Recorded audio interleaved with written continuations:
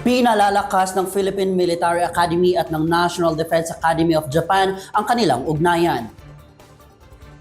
Sa pagbisita ni JND President Fumiaki Kubo sa PMA kamakailan, ipinahayag nito ang kanilang hangarin na magkaroon ng short-term visit ang ilang kadete sa bawat institusyon. Paniya, tinitingnan din nila ang posibilidad ng reciprocity basis kung saan isa, dalawa o tatlong kadete ng PMA ang maaaring makibahagi sa mga klase sa loob ng isang semester sa JNDA at ganoon din ang ilang estudyante mula sa JNDA na bibisita sa PMA. Mabibigyan din sila ng pagkakataong pumasok sa regular classes at makibahagi sa regular training.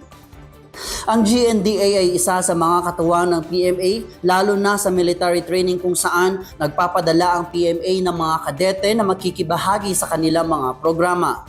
Mula 1997 ay nasa 24 na PMA cadets na ang nagtapos sa GNDA.